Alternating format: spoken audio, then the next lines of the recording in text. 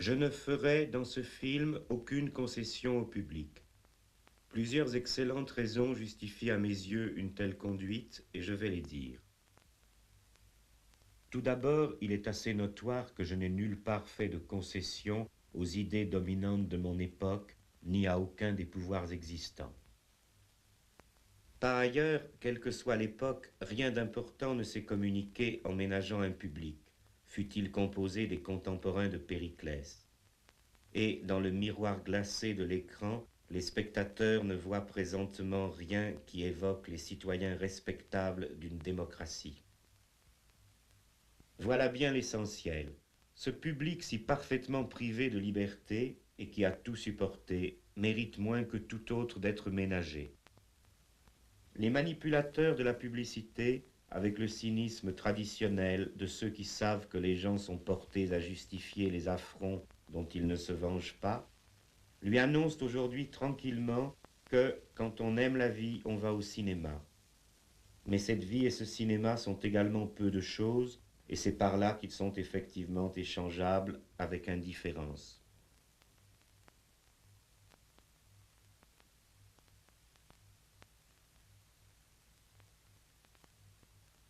Le public du cinéma, qui n'a jamais été très bourgeois et qui n'est presque plus populaire, est désormais presque entièrement recruté dans une seule couche sociale, du reste devenue large.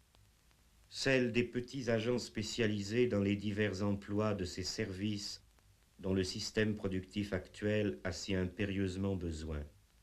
Gestion, contrôle, entretien, recherche, enseignement, propagande, amusement et pseudo-critique.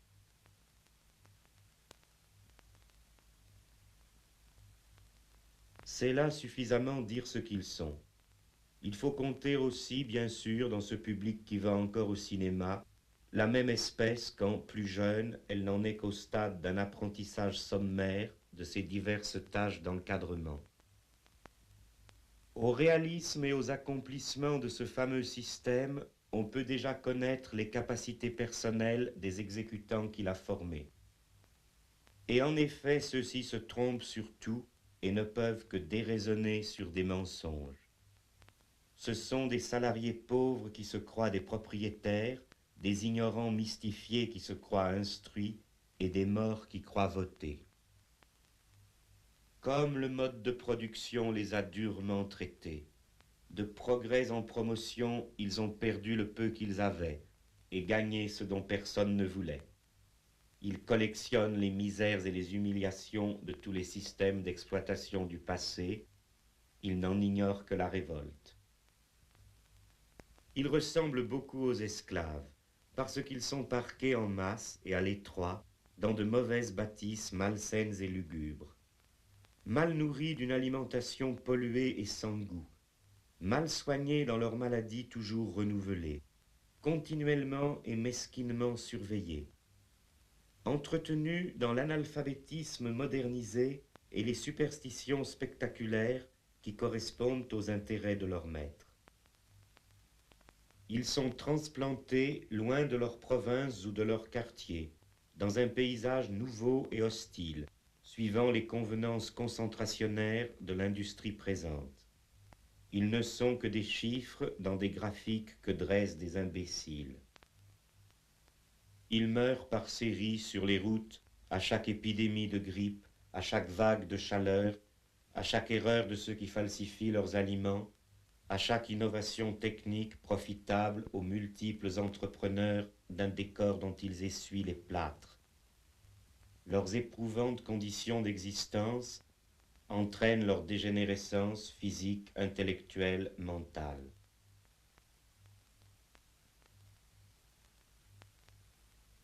On leur parle toujours comme à des enfants obéissants à qui il suffit de dire « il faut » et ils veulent bien le croire.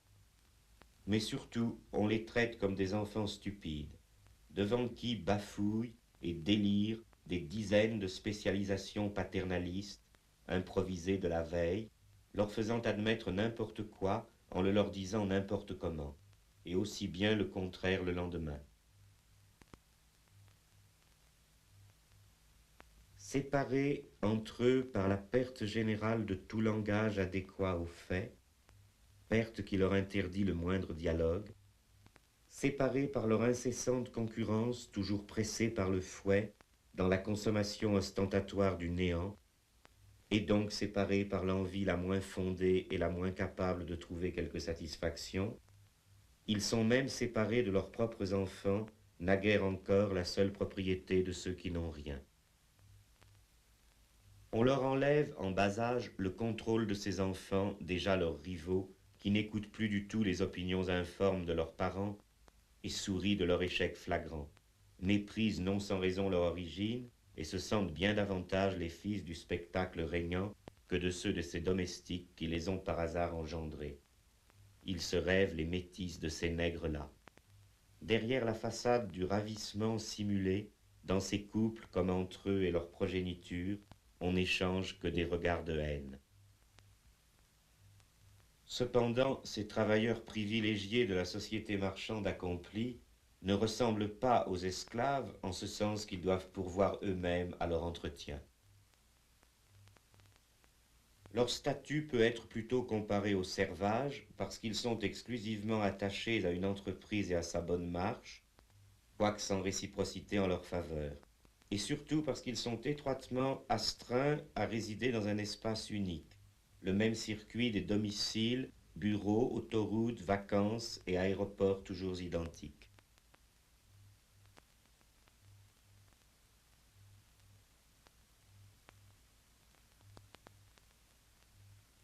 Mais ils ressemblent aussi aux prolétaires modernes par l'insécurité de leurs ressources, qui est en contradiction avec la routine programmée de leurs dépenses, et par le fait qu'il leur faut se louer sur un marché libre sans rien posséder de leurs instruments de travail, par le fait qu'ils ont besoin d'argent. Il leur faut acheter des marchandises et l'on a fait en sorte qu'ils ne puissent garder de contact avec rien qui ne soit une marchandise.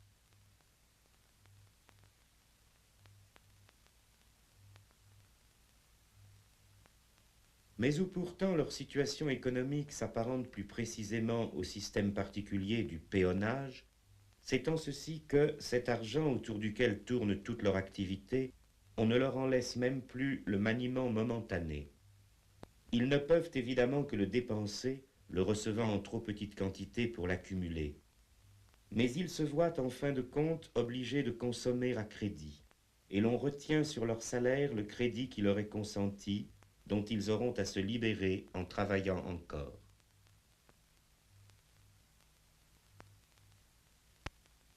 Comme toute l'organisation de la distribution des biens est liée à celle de la production et de l'État, on rogne sans gêne sur toutes leurs rations, de nourriture comme d'espace, en quantité et en qualité. Quoique restant formellement des travailleurs et des consommateurs libres, ils ne peuvent s'adresser ailleurs, car c'est partout que l'on se moque d'eux.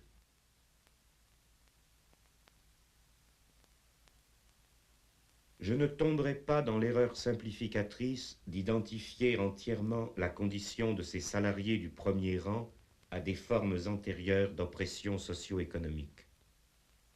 Tout d'abord parce que, si l'on met de côté leur surplus de fausse conscience et leur participation double ou triple à l'achat des pacotilles désolantes qui recouvrent la presque totalité du marché, on voit bien qu'ils ne font que partager la triste vie de la grande masse des salariés d'aujourd'hui.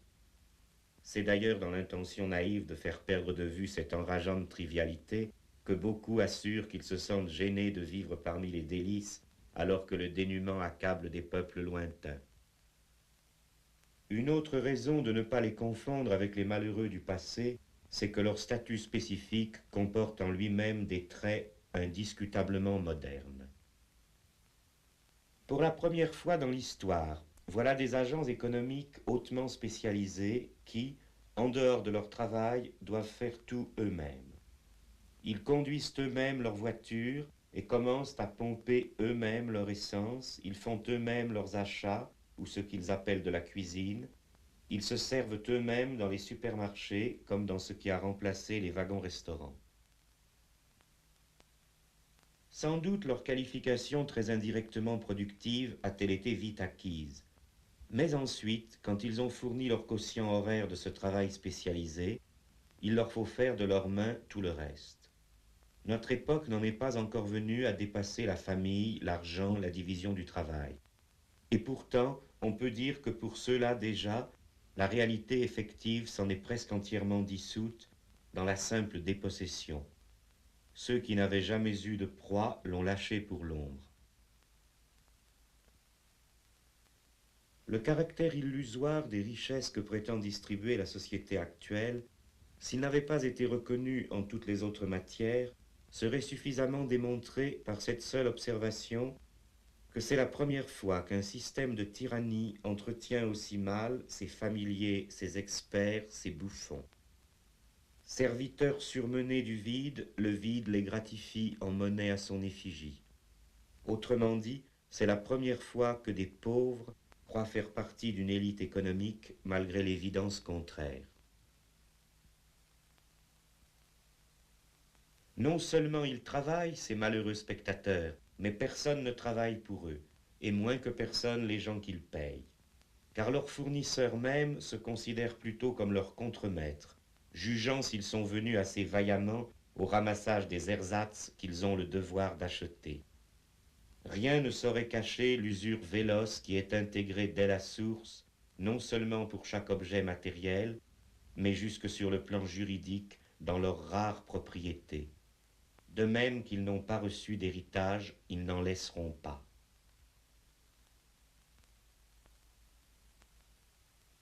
Le public du cinéma ayant donc avant tout à penser à des vérités si rudes, et qui le touchent de si près, et qui lui sont si généralement cachées, on ne peut nier qu'un film qui, pour une fois, lui rend cet âpre service de lui révéler que son mal n'est pas si mystérieux qu'il le croit, et qu'il n'est peut-être même pas incurable pour peu que nous parvenions un jour à l'abolition des classes et de l'État.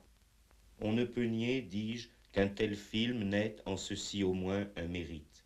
Il n'en aura pas d'autre. En effet, ce public qui veut partout se montrer connaisseur et qui en tout justifie ce qu'il a subi, qui accepte de voir changer toujours en plus répugnant le pain qu'il mange et l'air qu'il respire, aussi bien que ses viandes ou ses maisons, ne renacle au changement que lorsqu'il s'agit du cinéma dont il a l'habitude. Et apparemment, c'est la seule de ses habitudes qui ait été respectée. Il n'y a peut-être eu que moi pour l'offenser depuis longtemps sur ce point. Car tout le reste, même modernisé parfois jusqu'à s'inspirer des débats mis au goût du jour par la presse, postule l'innocence d'un tel public et lui montre, selon la coutume fondamentale du cinéma, ce qui se passe au loin. Différentes sortes de vedettes qui ont vécu à sa place et qu'il contemplera par le trou de la serrure d'une familiarité canaille. Vous retrouverez l'homme qui entra dans la légende par ses actes téméraires en faveur des opprimés. La flèche noire de Robin des Bois est l'histoire d'un homme sans peur qui n'hésite pas à lutter seul contre un tyran. Non, allez-vous-en, sortez tous!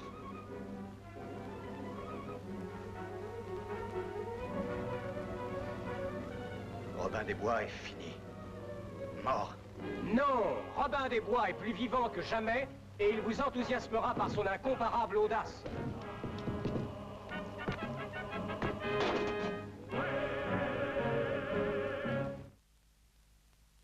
Le cinéma dont je parle ici est cette imitation insensée d'une vie insensée, une représentation ingénieuse à ne rien dire, habile à tromper une heure l'ennui par le reflet du même ennui. Cette lâche imitation qui est la dupe du présent et le faux témoin de l'avenir, qui, par beaucoup de fictions et de grands spectacles, ne fait que se consumer inutilement en amassant des images que le temps emporte. Quel respect d'enfant pour des images! Il va bien à cette plèbe des vanités, toujours enthousiaste et toujours déçue, sans goût parce qu'elle n'a eu de rien une expérience heureuse, et qui ne reconnaît rien de ses expériences malheureuses parce qu'elle est sans goût et sans courage, au point qu'aucune sorte d'imposture, générale ou particulière, n'a jamais pu lasser sa crédulité intéressée. Et croirait-on, après tout ce que chacun a pu voir, qu'il existe encore, parmi les spectateurs spécialisés qui font la leçon aux autres, des tarés capables de soutenir qu'une vérité énoncée au cinéma, si elle n'est pas prouvée par des images, aurait quelque chose de dogmatique. D'ailleurs, la domesticité intellectuelle de cette saison appelle envieusement discours du maître ce qui décrit sa servitude. Quant au dogme ridicule de ses patrons, elle s'y identifie si pleinement qu'elle ne les connaît pas. Que faudrait-il prouver par des images? Rien n'est jamais prouvé que par le mouvement réel qui dissout les conditions existantes, c'est-à-dire l'organisation des rapports de production d'une époque et les formes de fausses consciences qui ont grandi sur cette base. On n'a jamais vu d'erreur s'écrouler faute d'une bonne image.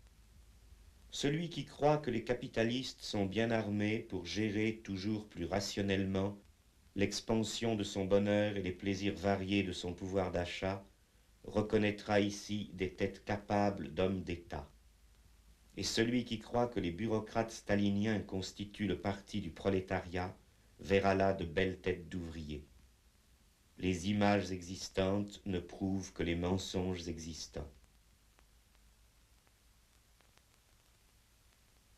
Les anecdotes représentées sont les pierres dont était bâti tout l'édifice du cinéma. On n'y retrouve rien d'autre que les vieux personnages du théâtre, mais sur une scène plus spacieuse et plus mobile, ou du roman, mais dans des vêtements et environnements plus directement sensibles. C'est une société et non une technique qui a fait le cinéma ainsi. Il aurait pu être examen historique, théorie, essai, mémoire. Il aurait pu être le film que je fais en ce moment.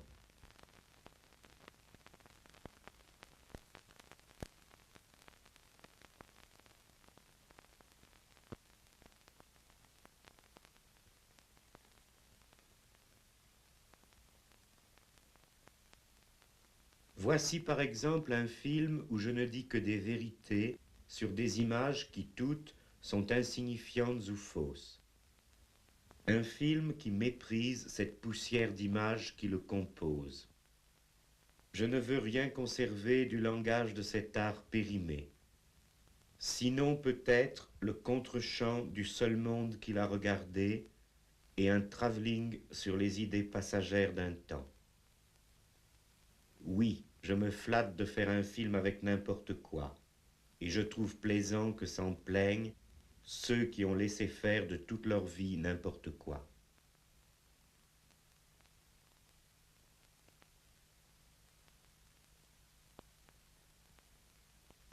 J'ai mérité la haine universelle de la société de mon temps, et j'aurais été fâché d'avoir d'autres mérites aux yeux d'une telle société. Mais j'ai observé que c'est encore dans le cinéma que j'ai soulevé l'indignation la plus parfaite et la plus unanime.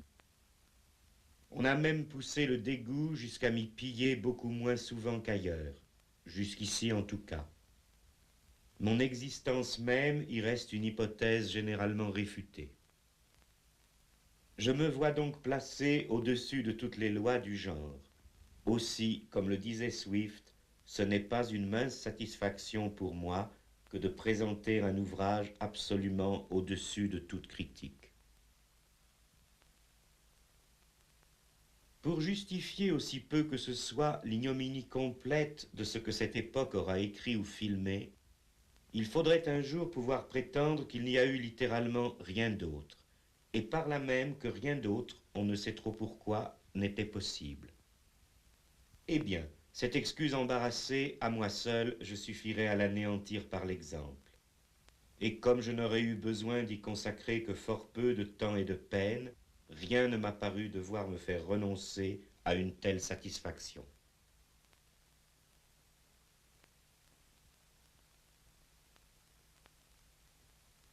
Il n'est pas si naturel qu'on voudrait bien le croire aujourd'hui d'attendre de n'importe qui, parmi ceux dont le métier est d'avoir la parole dans les conditions présentes, qu'il apporte ici ou là des nouveautés révolutionnaires. Une telle capacité n'appartient évidemment qu'à celui qui a rencontré partout l'hostilité et la persécution, et non point les crédits de l'État.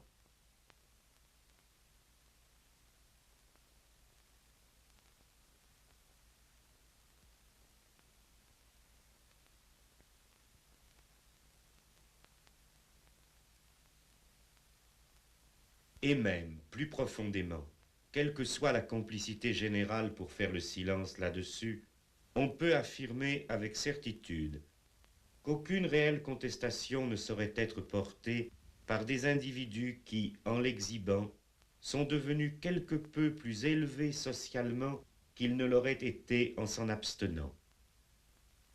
Tout cela ne fait qu'imiter l'exemple bien connu de ce florissant personnel syndical et politique toujours prêt à prolonger d'un millénaire la plainte du prolétaire, à seule fin de lui conserver un défenseur. Pour ma part, si j'ai pu être si déplorable dans le cinéma, c'est parce que j'ai été grandement plus criminel ailleurs. De prime abord, j'ai trouvé bon de m'adonner au renversement de la société, et j'ai agi en conséquence.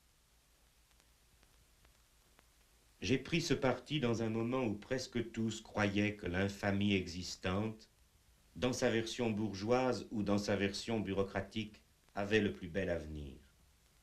Et depuis lors, je n'ai pas, comme les autres, changé d'avis une ou plusieurs fois avec le changement des temps. Ce sont plutôt les temps qui ont changé selon mes avis. Il y a là de quoi déplaire aux contemporains.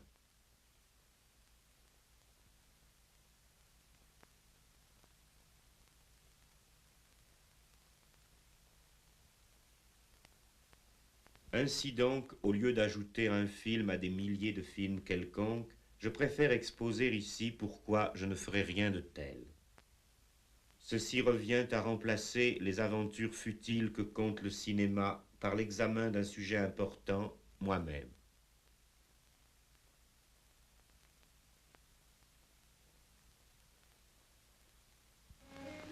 Mais avant de mourir, pourrais-je savoir qui vous êtes?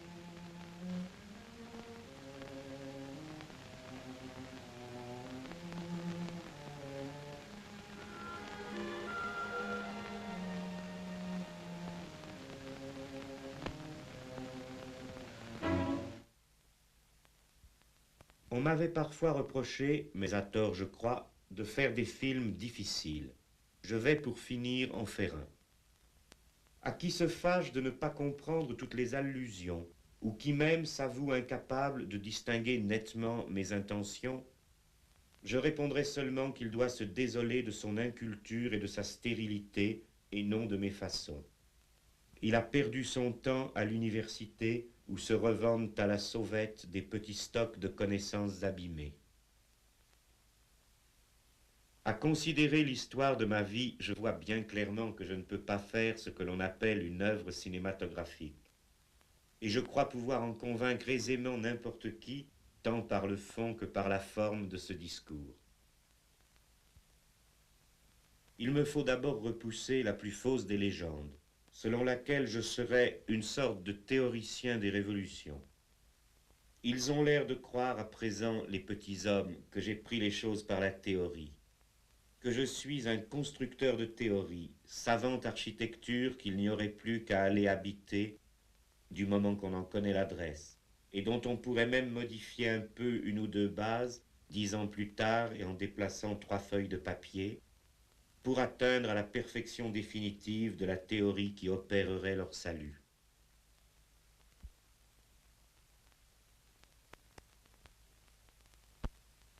Mais les théories ne sont faites que pour mourir dans la guerre du temps.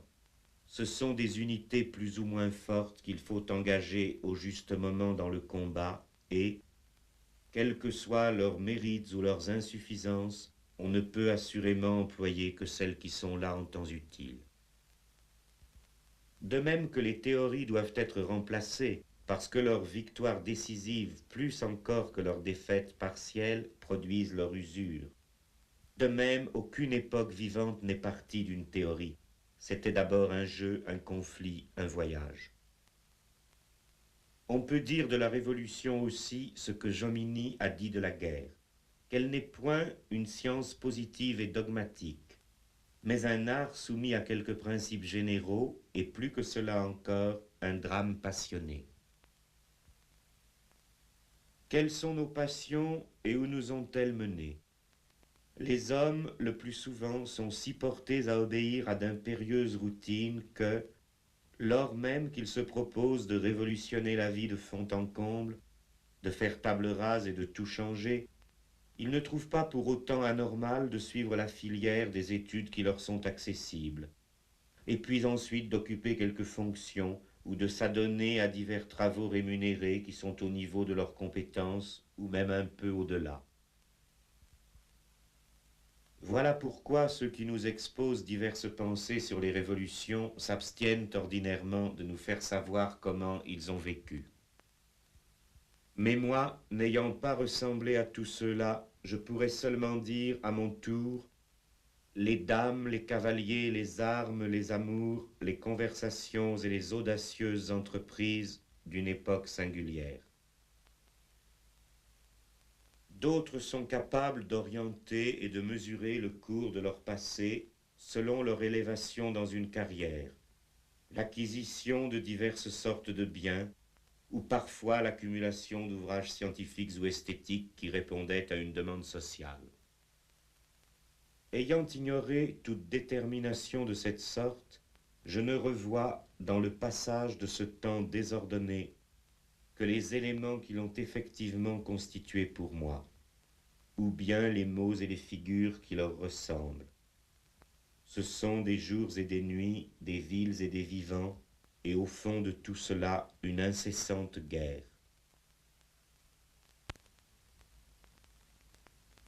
J'ai passé mon temps dans quelques pays de l'Europe, et c'est au milieu du siècle, quand j'avais 19 ans, que j'ai commencé à mener une vie pleinement indépendante.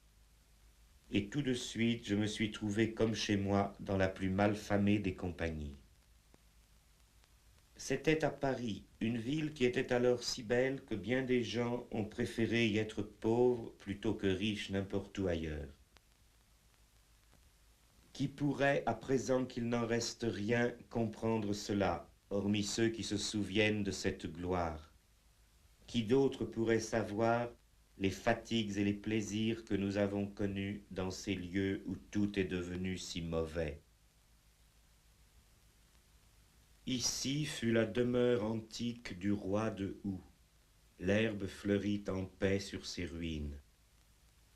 Là, ce profond palais des Tsines, somptueux jadis et redouté. Tout cela est à jamais fini. Tout s'écoule à la fois, les événements et les hommes, comme ces flots incessants du Yangtze-Kiang qui vont se perdre dans la mer.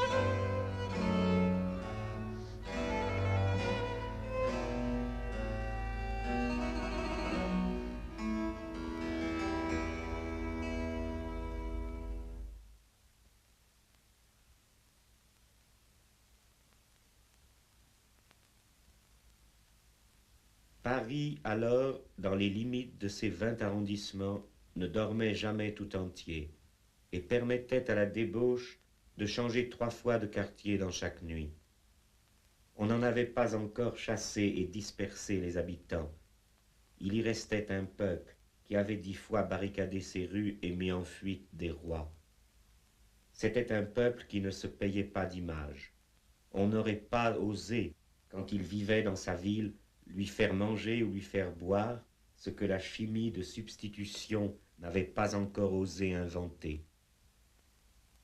Les maisons n'étaient pas désertes dans le centre ou revendues à des spectateurs de cinéma qui sont nés ailleurs, sous d'autres poutres apparentes. La marchandise moderne n'était pas encore venue nous montrer tout ce que l'on peut faire d'une rue.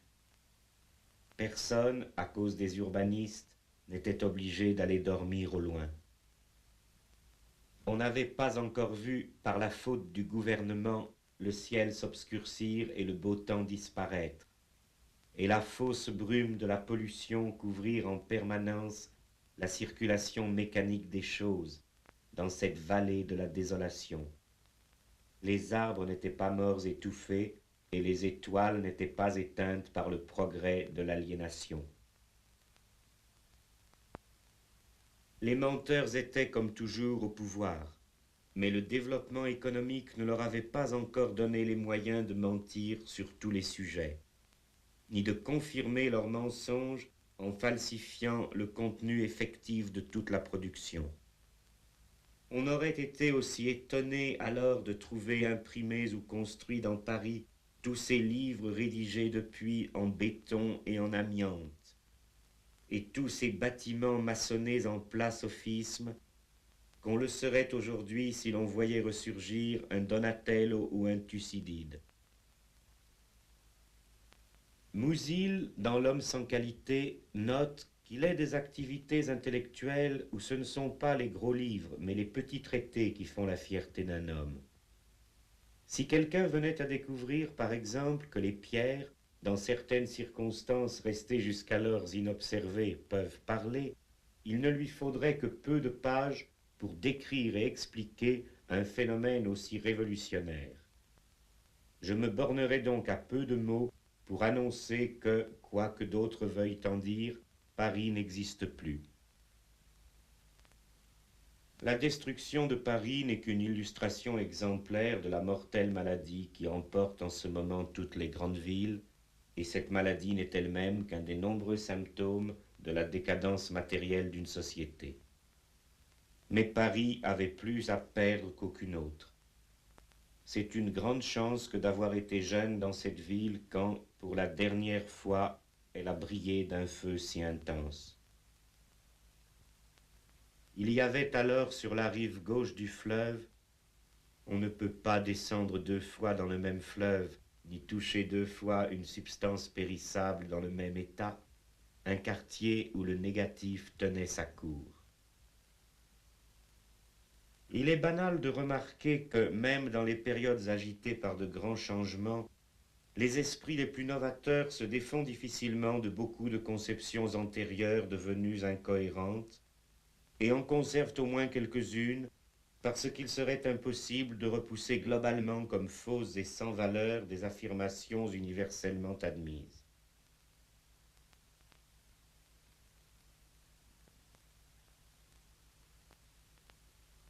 Il faut pourtant ajouter, quand on connaît par la pratique ce genre d'affaires, que de telles difficultés cessent d'encombrer dès le moment où un groupe humain commence à fonder son existence réelle sur le refus délibéré de ce qui est universellement admis et sur le mépris complet de ce qui pourra en advenir.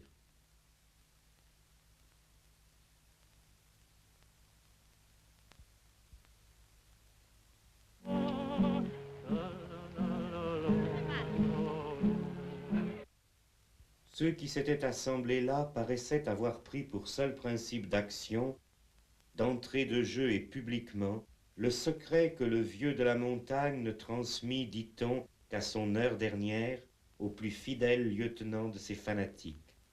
Rien n'est vrai, tout est permis. Dans le présent, ils n'accordaient aucune sorte d'importance à ceux qui n'étaient pas parmi eux, et je pense qu'ils avaient raison.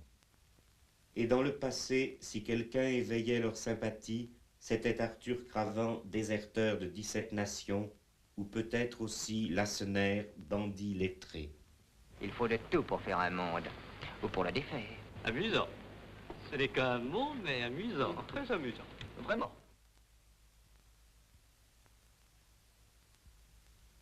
Dans ce site, l'extrémisme s'était proclamé indépendant de toute cause particulière et s'était superbement affranchi de tout projet. Une société déjà vacillante, mais qui l'ignorait encore parce que partout ailleurs les vieilles règles étaient encore respectées, avait laissé pour un instant le champ libre à ce qui est le plus souvent refoulé et qui pourtant a toujours existé. L'intraitable pègre, le sel de la terre, des gens bien sincèrement prêts à mettre le feu au monde pour qu'il ait plus d'éclat.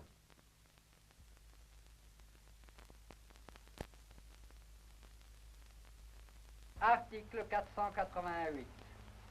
La majorité est fixée à 21 ans accomplis. À cet âge, on est capable de tous les actes de la vie civile. Une science des situations est à faire qui empruntera des éléments à la psychologie, aux statistiques, à l'urbanisme et à la morale. Ces éléments devront concourir à un but absolument nouveau, une création consciente des situations. Mais on ne parle pas de ça dans ce film. L'ordre règne et ne gouverne pas. Le démon des armes, vous vous souvenez, c'est cela. Personne ne nous suffisait. Tout de même, la grêle sur les bannières de verre, on s'en souviendra de cette planète. Article 489. Le majeur, qui est dans un état habituel d'imbécilité, de démence ou de fureur, doit être interdit, même lorsque cet état présente des intervalles lucides. Après toutes les réponses à contre-temps et la jeunesse qui se fait vieille, la nuit retombe de bien haut. Nous vivons en enfants perdus nos aventures incomplètes.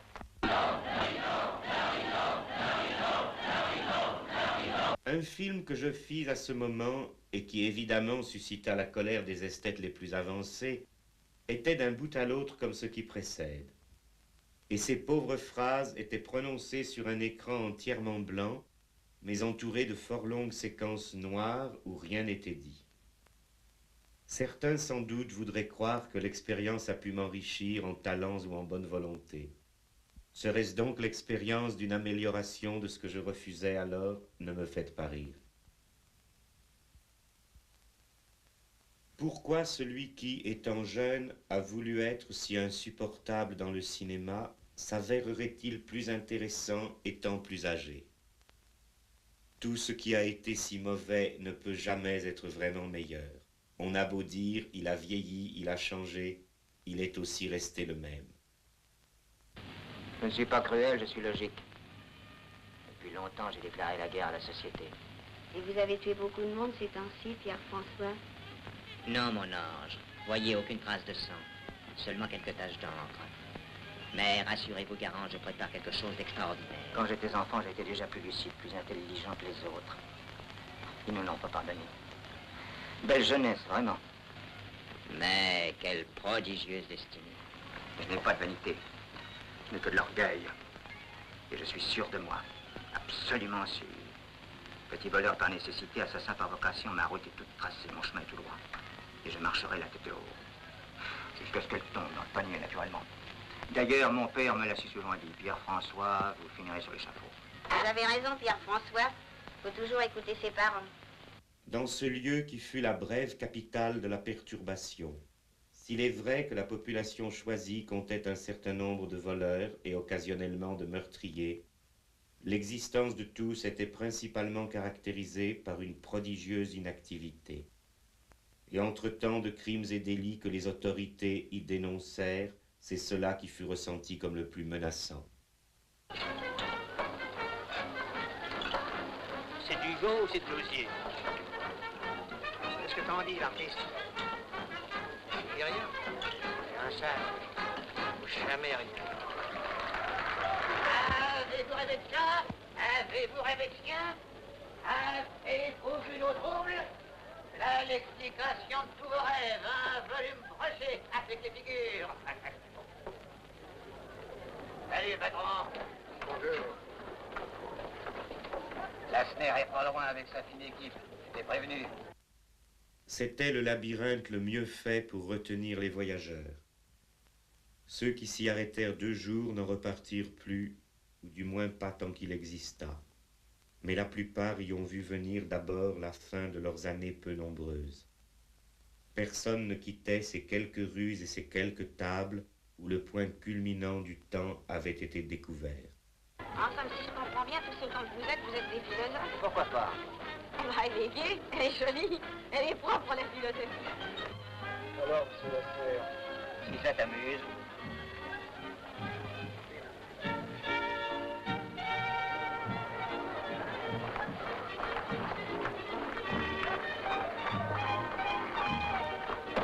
Tous s'admiraient d'avoir soutenu un défi si magnifiquement désastreux. Et de fait, je crois bien qu'aucun de ceux qui sont passés par là n'a jamais acquis la moindre réputation honnête dans le monde. Alors, mes carreaux. Voyons, patron. On ne peut plus s'amuser. On rouge-gorge.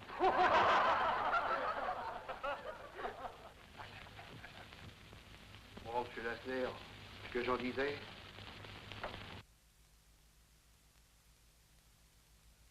Chacun buvait quotidiennement plus de verre qu'un syndicat ne dit de mensonges pendant toute la durée d'une grève sauvage. Des bandes de policiers dont les marches soudaines étaient éclairées par un grand nombre d'indicateurs ne cessaient de lancer des incursions sous tous les prétextes, mais le plus souvent dans l'intention de saisir des drogues et les filles qui n'avaient pas 18 ans.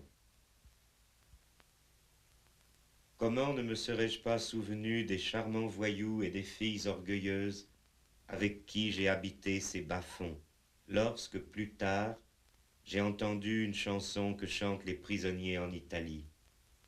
Tout le temps avait passé comme nos nuits d'alors, sans renoncer à rien. C'est là que sont les petites filles qui te donnent tout.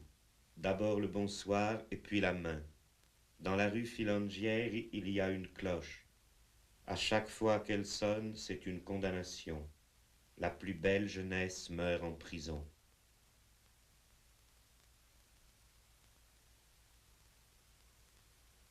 Quoique méprisant toutes les illusions idéologiques et assez indifférent à ce qui viendrait plus tard leur donner raison, ces réprouvés n'avaient pas dédaigné d'annoncer au dehors ce qui allait suivre.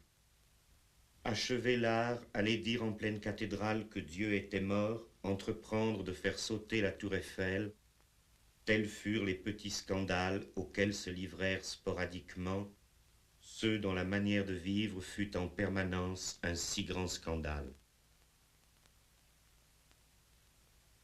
Ils s'interrogeaient aussi sur l'échec de quelques révolutions. Ils se demandaient si le prolétariat existe vraiment et, dans ce cas, ce qu'il pourrait bien être. Les uns croient qu'ils pensent à nous, d'autres qu'ils nous pensent, d'autres qu'ils dorment que nous sommes son rêve, son mauvais rêve. Quand je parle de ces gens, j'ai l'air peut-être d'en sourire, mais il ne faut pas le croire. J'ai bu leur vin, je leur suis fidèle. Et je ne crois pas être devenu par la suite, en quoi que ce soit, mieux que ce qu'ils étaient eux-mêmes dans ce temps-là. Considérant les grandes forces de l'habitude et de la loi qui pesaient sans cesse sur nous pour nous disperser, personne n'était sûr d'être encore là quand finirait la semaine. Et là était tout ce que nous aimerions jamais. Le temps brûlait plus fort qu'ailleurs et manquerait. On sentait trembler la terre. Bientôt nous passerons sur la terre ferme et alors nous pourrons nous voir un peu plus. Le suicide en emportait beaucoup, la boisson et le diable ont expédié les autres, comme le dit aussi une chanson. À la moitié du chemin de la vraie vie, nous étions environnés d'une sombre mélancolie, qu'ont exprimé tant de mots railleurs et tristes dans le café de la jeunesse perdue. Pour parler clairement et sans parabole, nous sommes les pièces d'un jeu que joue le ciel. On s'amuse avec nous sur l'échiquier de l'être, et puis nous retournons un par un dans la boîte du néant. Que de fois dans les âges, ce drame sublime que nous créons sera joué en des langues inconnues devant des peuples qui ne sont pas encore. Qu'est-ce que l'écriture, la gardienne de l'histoire? Qu'est-ce que l'homme, l'esclave de la mort, un voyageur qui passe, l'hôte d'un seul lieu? Qu'est-ce que l'amitié, l'égalité des amis? Bernard, que prétends-tu dans le monde? Y vois-tu quelque chose qui te satisfasse?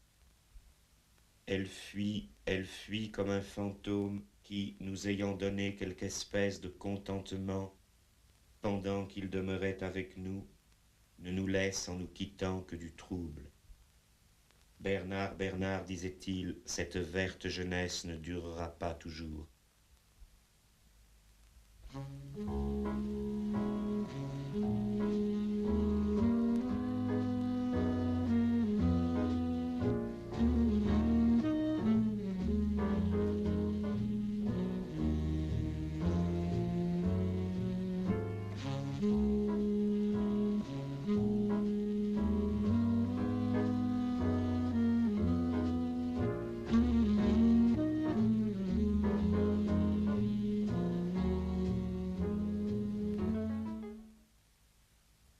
Mais rien ne traduisait ce présent sans issue et sans repos, comme l'ancienne phrase qui revient intégralement sur elle-même, étant construite lettre par lettre comme un labyrinthe dont on ne peut sortir, de sorte qu'elle accorde si parfaitement la forme et le contenu de la perdition.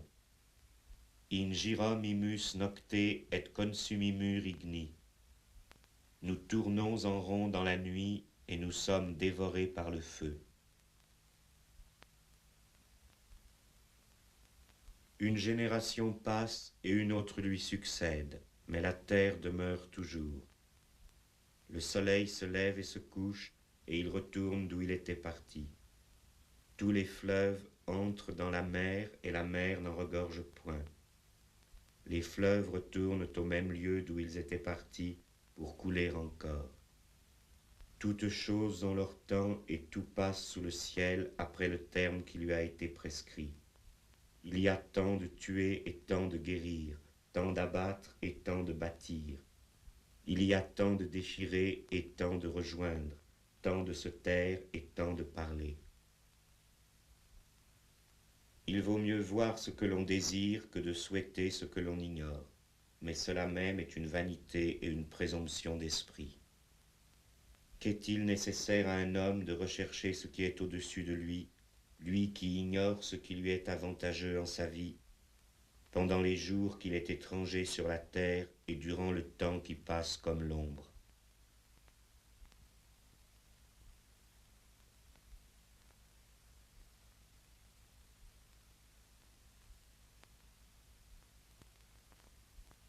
Non, nous allons passer la rivière et nous reposer à l'ombre de ces arbres.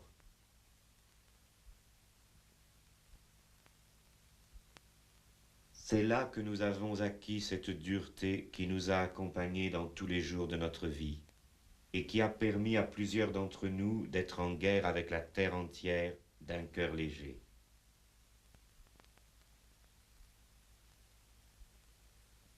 Et quant à moi particulièrement, je suppose que c'est à partir des circonstances de ce moment que j'ai suivi tout naturellement l'enchaînement de tant de violences et de tant de ruptures où tant de gens furent traités si mal. Et toutes ces années passées en ayant toujours, pour ainsi dire, le couteau à la main.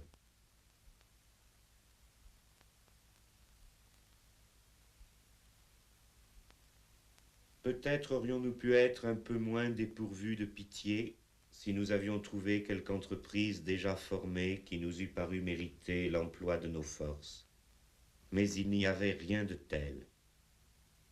La seule cause que nous ayons soutenue, nous avons dû la définir et la mener nous-mêmes. Et il n'existait rien au-dessus de nous que nous ayons pu considérer comme estimable.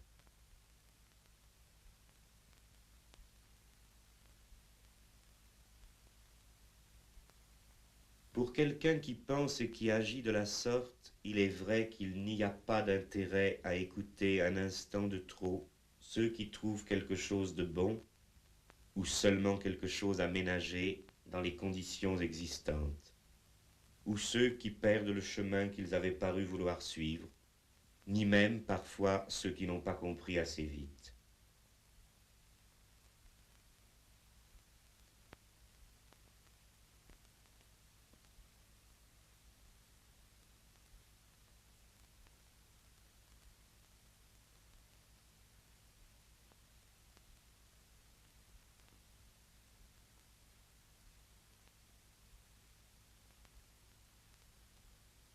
D'autres, plus tard, se sont mis à préconiser la révolution de la vie quotidienne, de leurs voix timides ou de leurs plumes prostituées, mais d'assez loin, et avec la calme assurance de l'observation astronomique.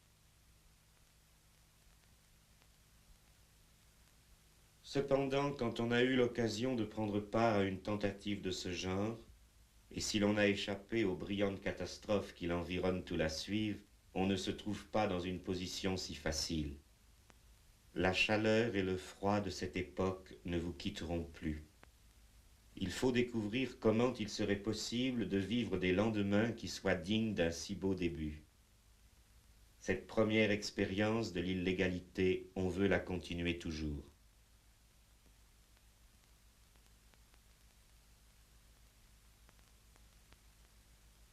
Voilà comment s'est embrasée peu à peu une nouvelle époque d'incendie, dont aucun de ceux qui vivent en ce moment ne verra la fin.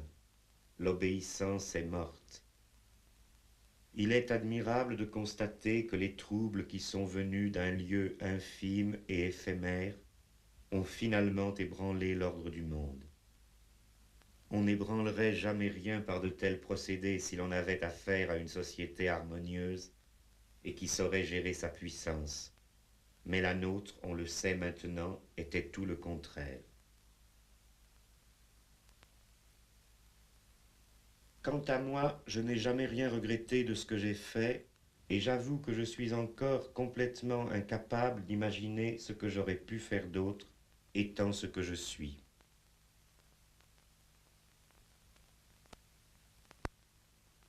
La première phase du conflit, en dépit de son âpreté, avait revêtu de notre côté tous les caractères d'une défensive statique. Étant surtout définie par sa localisation, une expérience spontanée ne s'était pas assez comprise en elle-même. Et elle avait aussi trop négligé les grandes possibilités de subversion présentes dans l'univers apparemment hostile qui l'entourait.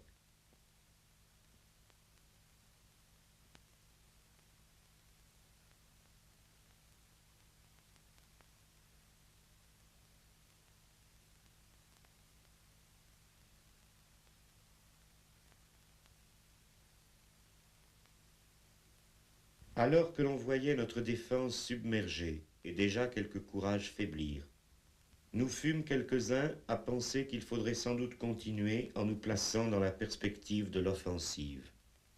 En somme, au lieu de se retrancher dans l'émouvante forteresse d'un instant, se donner de l'air, opérer une sortie, puis tenir la campagne, et s'employer tout simplement à détruire entièrement cet univers hostile, pour le reconstruire ultérieurement, si faire se pouvait, sur d'autres bases.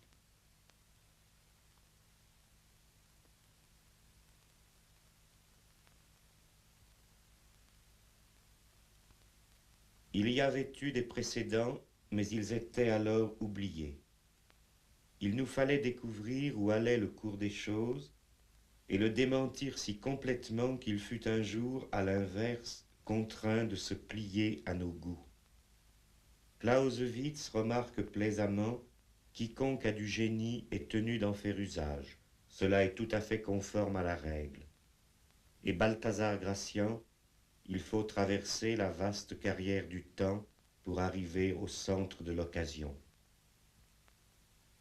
Mais puis-je oublier celui que je vois partout dans le plus grand moment de nos aventures, celui qui, en ces jours incertains, ouvrit une route nouvelle et y avança si vite, choisissant ceux qui viendraient. car personne d'autre ne le valait cette année-là.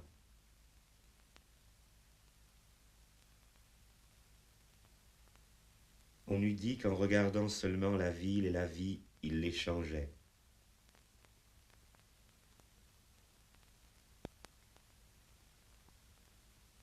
Il découvrit en un an des sujets de revendication pour un siècle. Les profondeurs et les mystères de l'espace urbain furent sa conquête.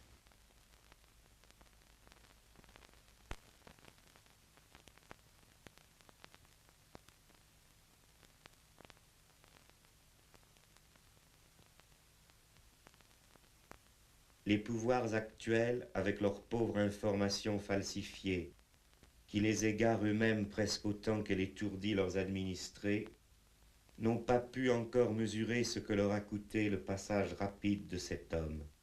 Mais qu'importe, les naufrageurs n'écrivent leur nom que sur l'eau.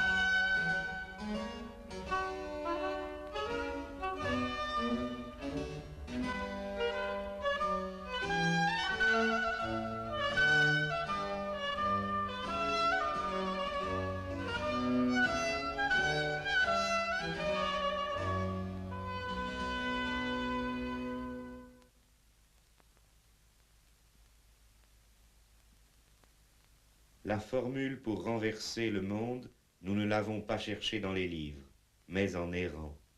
C'était une dérive à grande journée, où rien ne ressemblait à la veille et qui ne s'arrêtait jamais.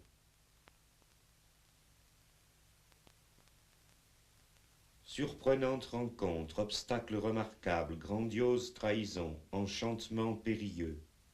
Rien ne manqua dans cette poursuite d'un autre Graal néfaste dont personne n'avait voulu. Et même, un jour malheureux, le plus beau joueur parmi nous se perdit dans les forêts de la folie. Il n'y a pas de folie plus grande que l'organisation présente de la vie. Avions-nous à la fin rencontré l'objet de notre quête? Il faut croire que nous l'avions au moins fugitivement aperçu. Parce qu'il est en tout cas flagrant qu'à partir de là, nous nous sommes trouvés en état de comprendre la vie fausse à la lumière de la vraie, et possesseurs d'un bien étrange pouvoir de séduction, car personne ne nous a depuis lors approchés sans vouloir nous suivre. Et donc nous avions remis la main sur le secret de diviser ce qui était uni. Ce que nous avions compris, nous ne sommes pas allés le dire à la télévision. Nous n'avons pas aspiré au subside de la recherche scientifique, ni aux éloges des intellectuels de journaux. Nous avons porté de l'huile là où était le feu.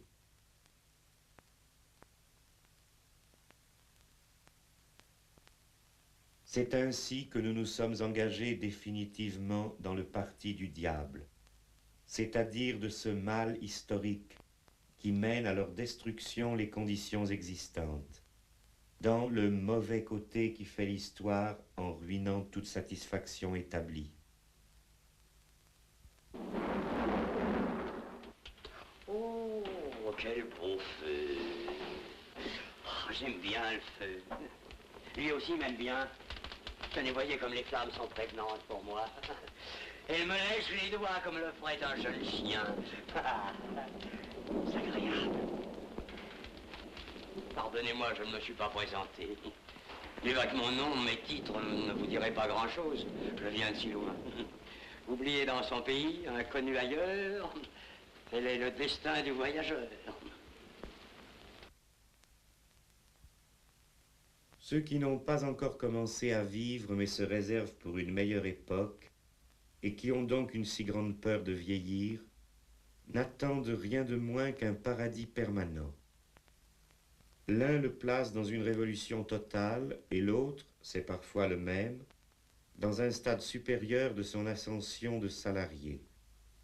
En somme, ils attendent que leur soit devenu accessible ce qu'ils ont contemplé dans l'imagerie inversée du spectacle, une unité heureuse éternellement présente. Mais ceux qui ont choisi de frapper avec le temps savent que leur arme est également leur maître et qu'ils ne peuvent s'en plaindre. Il est aussi le maître de ceux qui n'ont pas d'armes et maître plus dur. Quand on ne veut pas se ranger dans la clarté trompeuse du monde à l'envers, on passe en tout cas parmi ces croyants pour une légende controversée, un invisible et malveillant fantôme, un pervers prince des ténèbres. Beau titre après tout, le système des lumières présentes n'en décerne pas de si honorable. Mais aurais-je interrompu votre partie? Ça ne fait rien, je t'ai battu d'avance. Croyez-vous?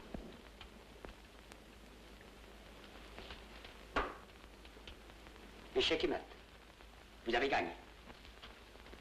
C'est si simple, les échecs.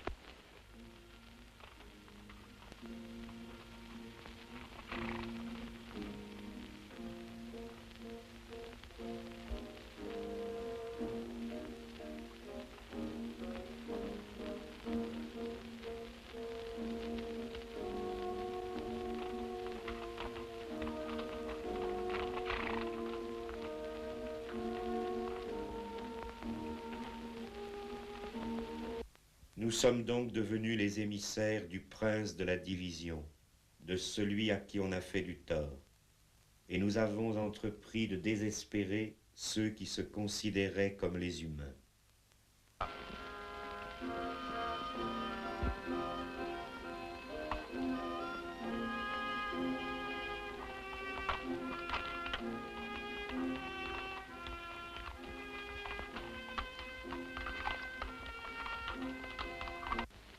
Les autres nous aiment, ils souffrent pour nous, nous les regardons, nous nous en allons.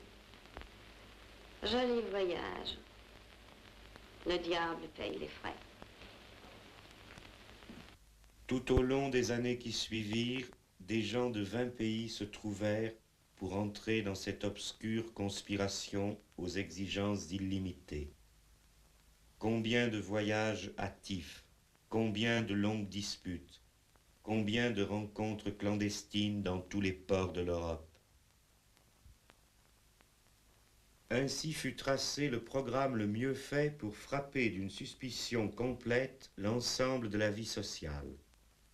Classes et spécialisations, travail et divertissement, marchandises et urbanisme, idéologie et État. Nous avons démontré que tout était à jeter. Et un tel programme ne contenait nulle autre promesse que celle d'une autonomie sans frein et sans règles. Ces perspectives sont aujourd'hui entrées dans les mœurs, et partout l'on combat pour ou contre elles. Mais alors elles eussent certainement paru chimériques si la conduite du capitalisme moderne n'avait pas été plus chimérique encore.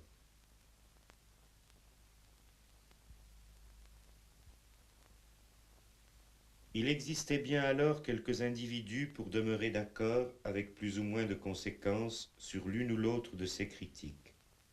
Mais pour les reconnaître toutes, il n'y avait personne, et d'autant moins pour savoir les formuler et les mettre à jour. C'est pourquoi aucune autre tentative révolutionnaire de cette période n'a eu la moindre influence sur la transformation du monde.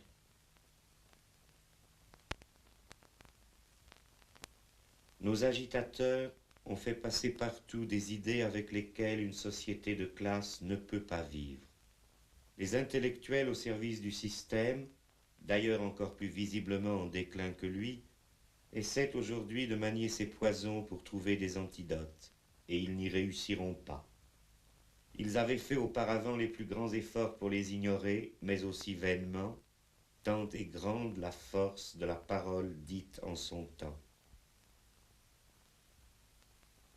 Tandis que le continent était parcouru par nos menées séditieuses qui commençaient même à toucher les autres, Paris, où l'on pouvait si bien passer inaperçu, était encore au milieu de tous nos voyages, comme le plus fréquenté de nos rendez-vous. Mais ces paysages s'étaient altérés et tout finissait de se dégrader et de se défaire.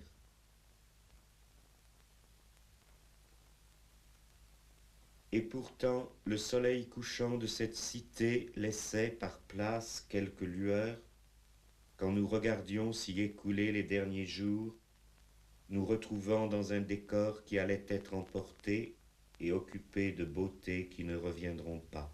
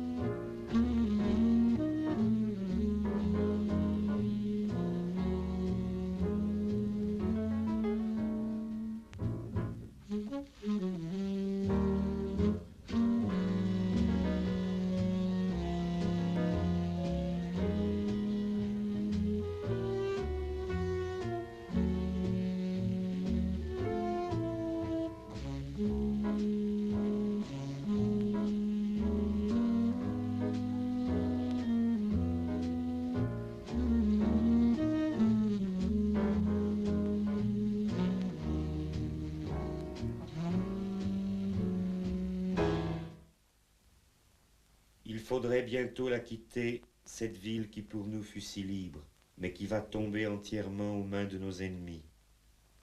Déjà s'y appliquent sans recours leur loi aveugle qui refait tout à leur ressemblance, c'est-à-dire sur le modèle d'une sorte de cimetière. Ô misère, ô douleur, Paris tremble. Il faudra la quitter, mais non sans avoir tenté une fois de s'en emparer à force ouverte.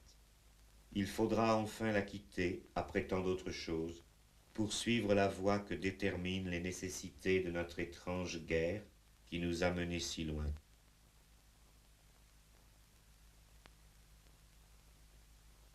Car notre intention n'avait été rien d'autre que de faire apparaître dans la pratique, entre ceux qui veulent encore de ce qui existe et ceux qui n'en voudront plus.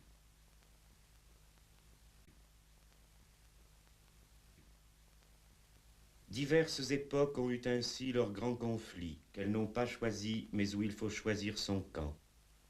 C'est l'entreprise d'une génération, par laquelle se fondent ou se défont les empires et leurs cultures.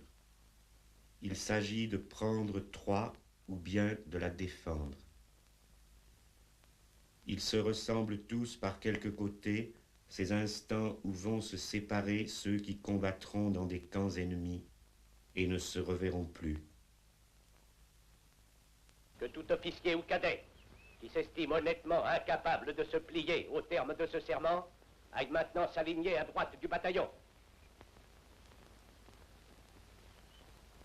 Messieurs du Sud, sortez les rangs!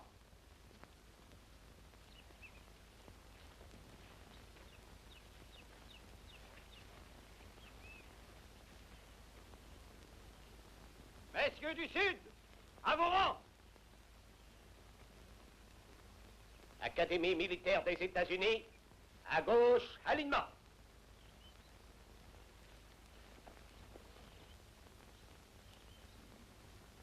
Avons-nous la permission de partir, mon colonel? Vous l'avez, capitaine. Lancez! Hop! Pour le défilé, jouez Dixie.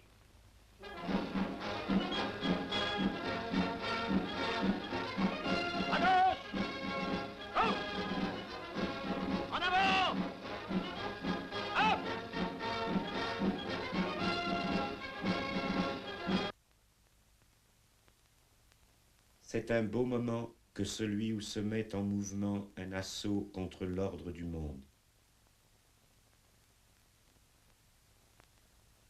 Dans son commencement presque imperceptible, on sait déjà que très bientôt, et quoi qu'il arrive, rien ne sera plus pareil à ce qui a été. C'est une charge qui part lentement, accélère sa course, passe le point après lequel il n'y aura plus de retraite, et va irrévocablement se heurter à ce qui paraissait inattaquable, qui était si solide et si défendu, mais pourtant destiné aussi à être ébranlé et mis en désordre.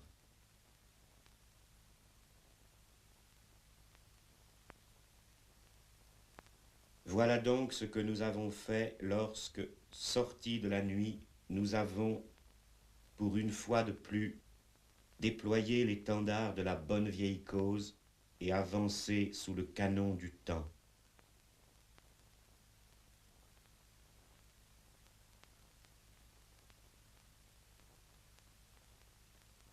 Tout au long de ce chemin, beaucoup sont morts ou sont restés captifs chez l'ennemi, et bien d'autres ont été démontés et blessés qui jamais plus ne reparaîtront dans de telles rencontres.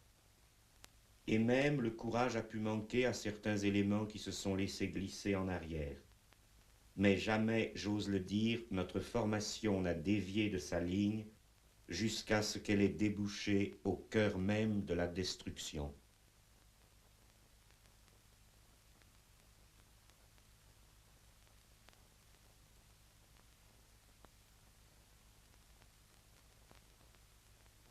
Je n'ai jamais trop bien compris les reproches qui m'ont souvent été faits, selon lesquels j'aurais perdu cette belle troupe dans un assaut insensé ou par une sorte de complaisance néronienne. J'admets certes être celui qui a choisi le moment et la direction de l'attaque, et donc je prends assurément sur moi la responsabilité de tout ce qui est arrivé. Mais quoi ? Ne voulait-on pas combattre un ennemi qui lui-même agissait réellement? Et ne me suis-je pas tenu toujours à quelques pas en avant du premier rang? Les personnes qui n'agissent jamais veulent croire que l'on pourrait choisir en toute liberté l'excellence de ceux qui viendront figurer dans un combat. De même que le lieu et l'heure où l'on porterait un coup imparable et définitif. Mais non, avec ce que l'on a sous la main, et selon les quelques positions effectivement attaquables, on se jette sur l'une ou l'autre dès que l'on aperçoit un moment favorable. Sinon, on disparaît sans avoir rien fait.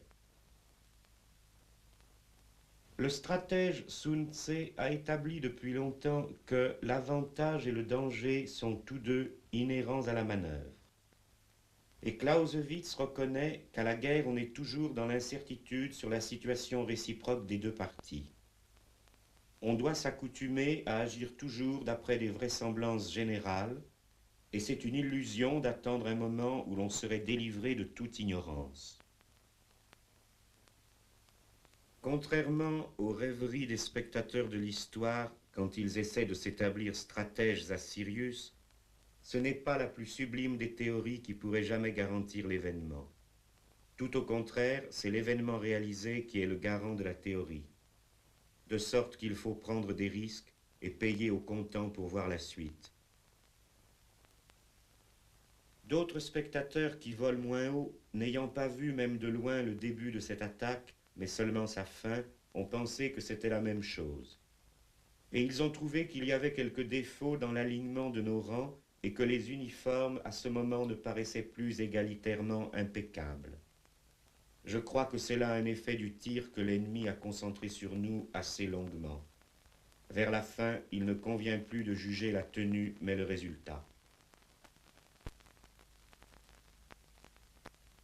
Le principal résultat, à écouter ceux qui ont l'air de regretter que la bataille ait été livrée sans les attendre, on pourrait croire que c'est le fait qu'une avant-garde sacrifiée est complètement fondue dans ce choc. Je trouve qu'elle était faite pour cela. Les avant-gardes n'ont qu'un temps, et ce qui peut leur arriver de plus heureux, c'est, au plein sens du terme, d'avoir fait leur temps. Après elles s'engagent des opérations sur un plus vaste théâtre.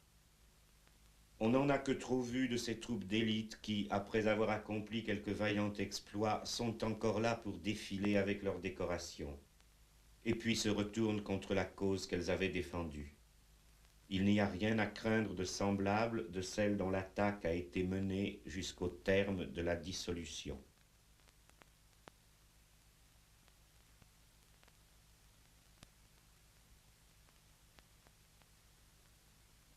Je me demande ce que certains avaient espéré de mieux.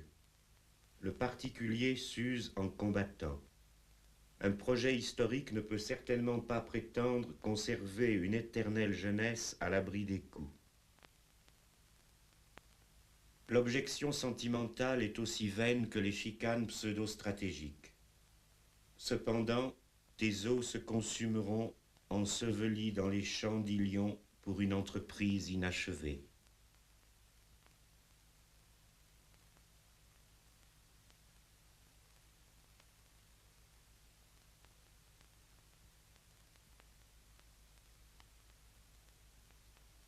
Frédéric II, le roi de Prusse, disait sur un champ de bataille à un jeune officier hésitant: « Chien, espériez-vous donc vivre toujours ?»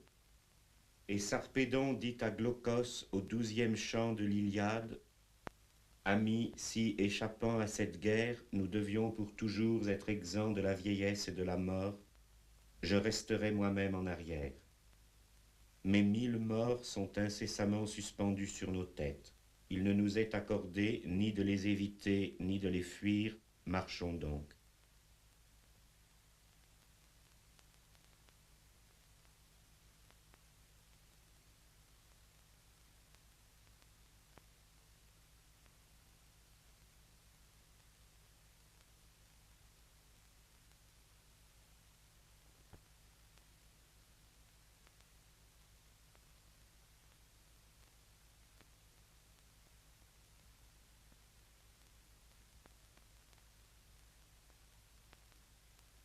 Quand retombe cette fumée, bien des choses apparaissent changées.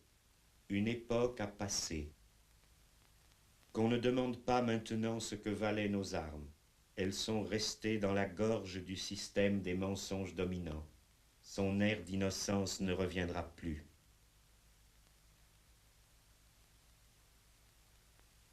Après cette splendide dispersion, j'ai reconnu que je devais, par une soudaine marche dérobée, me mettre à l'abri d'une célébrité trop voyante. On sait que cette société signe une sorte de paix avec ses ennemis les plus déclarés quand elle leur fait une place dans son spectacle. Mais je suis justement dans ce temps le seul qui ait quelque célébrité, clandestine et mauvaise, et que l'on n'ait pas réussi à faire paraître sur cette scène du renoncement. Combien de mazout reste-t-il? Nous devrons rompre le combat dans 2 heures, amiral.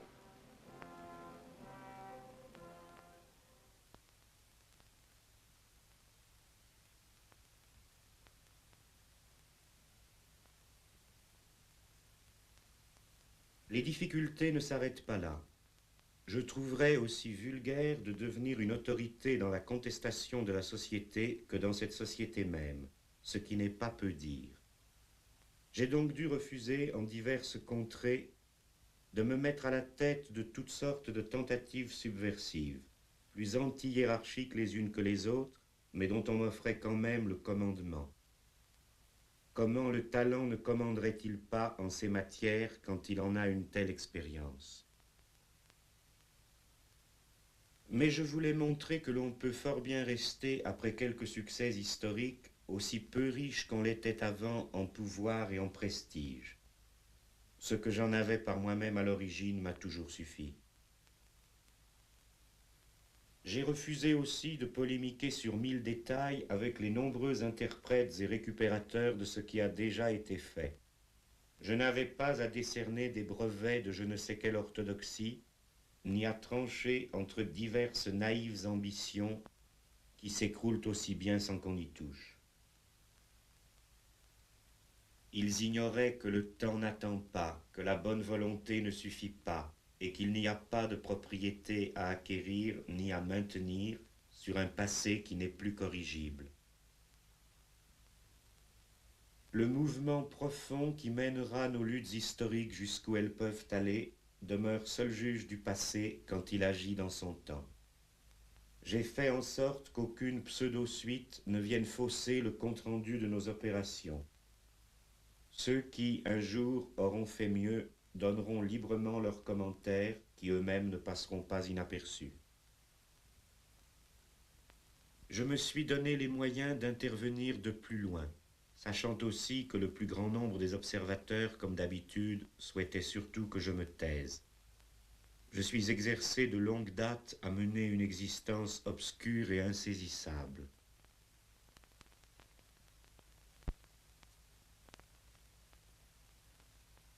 J'ai donc pu conduire plus avant mes expériences stratégiques si bien commencées.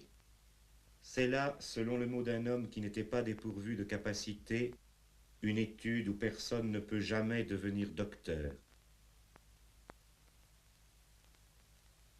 Le résultat de ces recherches, et voilà la seule bonne nouvelle de ma présente communication, je ne le livrerai pas sous la forme cinématographique.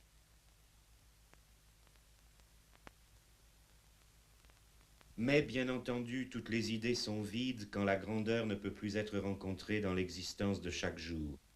Ainsi, l'œuvre complète des penseurs d'élevage que l'on commercialise à cette heure de la marchandise décomposée n'arrive pas à cacher le goût de l'aliment qui les a nourris. J'ai donc habité pendant ces années un pays où j'étais peu connu. La disposition de l'espace d'une des meilleures villes qui furent jamais, et les personnes et l'emploi que nous avons fait du temps, tout cela composait un ensemble qui ressemblait beaucoup au plus heureux désordre de ma jeunesse.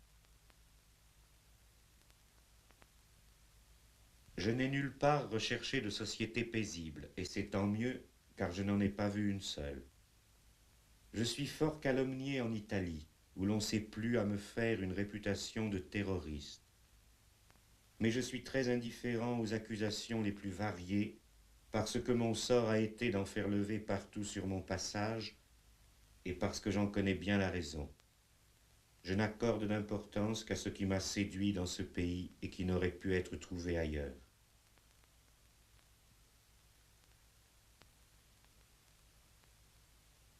Je revois celle qui était là comme une étrangère dans sa ville. Chacune est citoyenne d'une véritable cité, mais tu veux dire celle qui a vécu son exil en Italie.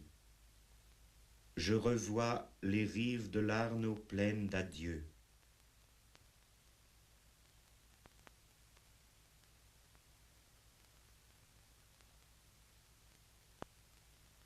Et moi aussi, après bien d'autres, j'ai été banni de Florence.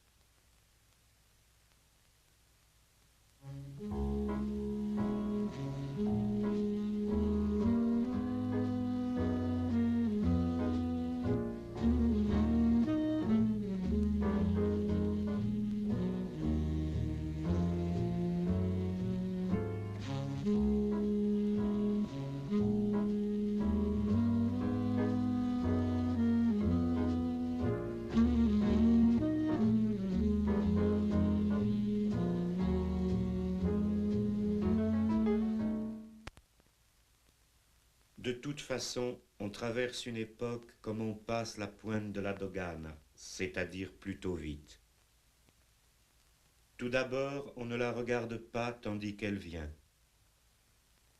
Et puis on la découvre en arrivant à sa hauteur, et l'on doit convenir qu'elle a été bâtie ainsi et pas autrement. Mais déjà nous doublons ce cap, et nous le laissons après nous, et nous nous avançons dans des eaux inconnues.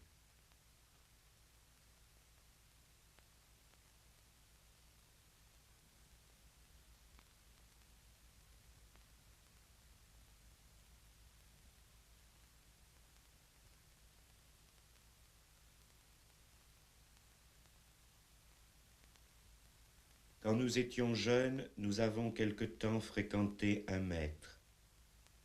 Quelque temps nous fûmes heureux de nos progrès. Vois le fond de tout cela, que nous arriva-t-il? Nous étions venus comme de l'eau, nous sommes partis comme le vent.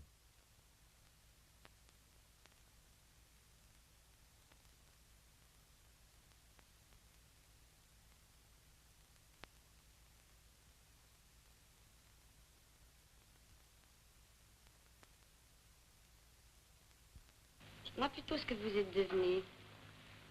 Je suis devenu célèbre. Oui, j'ai réussi quelques méfaits assez retentissants et le nom de Lassner a défrayé plus d'une fois la chronique judiciaire. Mais c'est la gloire, Pierre-François. Oui, ça commence. Mais à la réflexion, j'aurais tout de même préféré une éclatante réussite littéraire.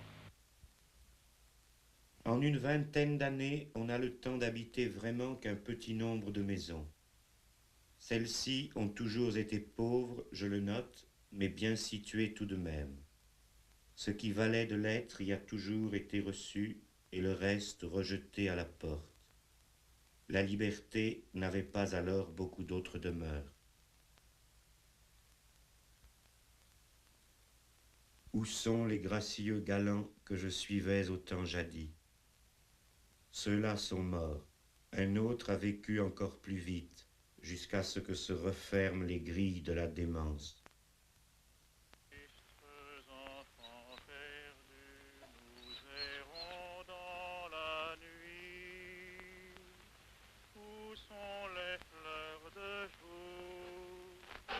Les plaisirs de l'amour, les lumières de la vie.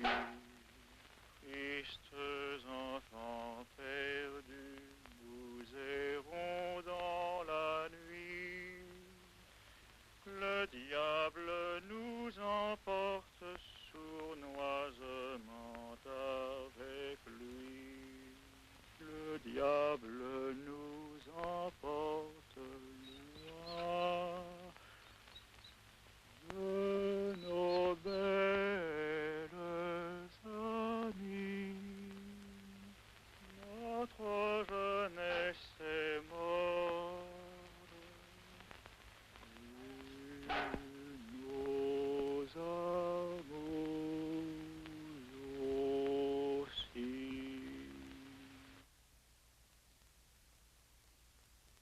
La sensation de l'écoulement du temps a toujours été pour moi très vive, et j'ai été attiré par elle, comme d'autres sont attirés par le vide ou par l'eau. En ce sens, j'ai aimé mon époque, qui aura vu se perdre toute sécurité existante et s'écouler toute chose de ce qui était socialement ordonné. Voilà des plaisirs que la pratique du plus grand art ne m'aurait pas donnés. Quant à ce que nous avons fait, comment pourrait-on en évaluer le résultat présent? Nous traversons maintenant ce paysage dévasté par la guerre qu'une société livre contre elle-même, contre ses propres possibilités.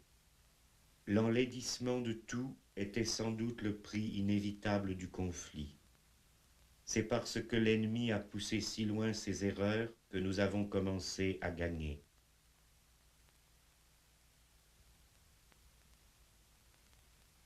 La cause la plus vraie de la guerre, dont on a donné tant d'explications fallacieuses, c'est qu'elle devait forcément venir comme un affrontement sur le changement.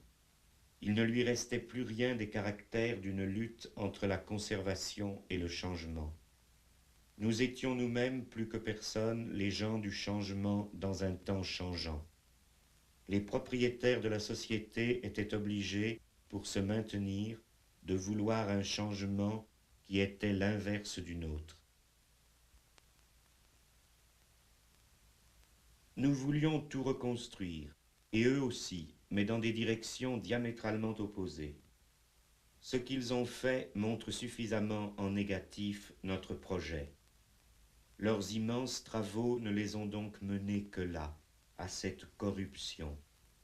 La haine de la dialectique a conduit leurs pas jusqu'à cette fosse à purin.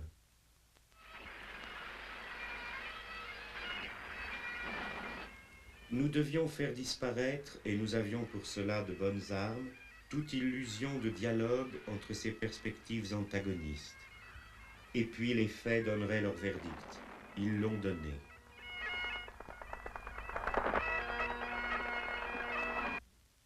Elle est devenue ingouvernable, cette terre gâtée où les nouvelles souffrances se déguisent sous le nom des anciens plaisirs, et où les gens ont si peur. Ils tournent en rond dans la nuit et ils sont consumés par le feu.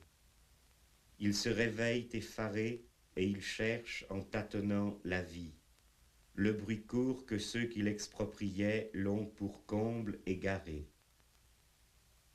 Voilà donc une civilisation qui brûle, chavire et s'enfonce tout entière. Ah, le beau torpillage! Et moi, que suis-je devenu au milieu de ce désastreux naufrage que je trouve nécessaire, auquel on peut même dire que j'ai travaillé, puisqu'il est assurément vrai que je me suis abstenu de travailler à quoi que ce soit d'autre. Ce qu'un poète de l'époque Tang a écrit en se séparant d'un voyageur, pourrais-je l'appliquer à cette heure de mon histoire.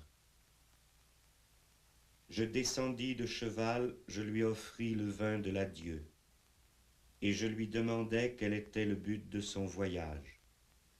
Il me répondit, « Je n'ai pas réussi dans les affaires du monde. Je m'en retourne au mont Nanshan pour y chercher le repos. »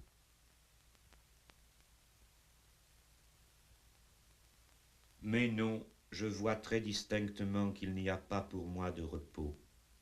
Et d'abord parce que personne ne me fait la grâce de penser que je n'ai pas réussi dans les affaires du monde. Mais, fort heureusement, personne ne pourra dire non plus que j'y ai réussi. Il faut donc admettre qu'il n'y avait pas de succès ou d'échec pour Guy Debord et ses prétentions démesurées. C'était déjà l'aube de cette fatigante journée que nous voyons finir quand le jeune Marx écrivait à Rouget « Vous ne me direz pas que j'estime trop le temps présent. Et si pourtant je n'en désespère pas, ce n'est qu'en raison de sa propre situation désespérée qui me remplit d'espoir. »